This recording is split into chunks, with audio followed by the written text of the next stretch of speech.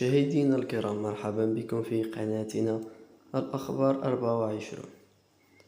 الرئيس الجزائري عبد المجيد تبون يرسل مسؤولة كبيرة لمدينة الرباط.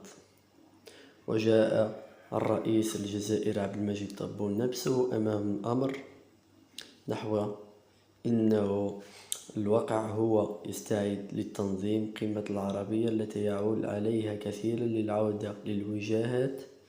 في هذا الصدد كشف الصحفي التلفزيوني مصطفى عصري اليوم الثلاثاء أن من الرئيس الجزائري عبد المجيد تبون سيحصل قريبا بمدينة الرباط، وأراد ذات محدث وفق ما أطلعت عليها جريدة أن الخبر الإلكتروني أن السبب حضور هذا المسؤول الجزائري بالرباط يعود الأساس إلى مهمة تسليم للدعوات للملك محمد السادس من الحضور للقمة العربية والجزائر مرتقب عقدها الشهر نوفمبر القادم.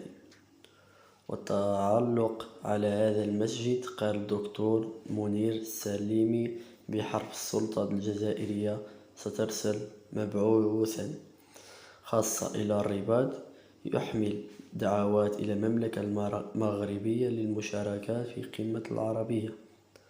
قبل أن يستأهل ماذا وراء هذا التحويل السريع، كبرنا السابق بأن أعلن أنهم لن يقوموا بالدعوات المغرب.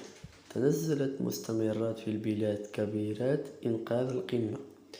في هذا السدد، استقبال صباح اليوم الرئيس المصري عبد الفتاح السيسي وزير خارجية الجزائر رمضان عمارات، وخلال مقابلة سلم الوزير المعامرات الرئيس المصري رسالة دعوات موجهة إليه من قبل الرئيس عبد المجيد تبون للمشاركة في الأشغال القمة العربية 31 مقررا عقدها بالجزائر اليوم الفتح والثاني نوفمبر 2024.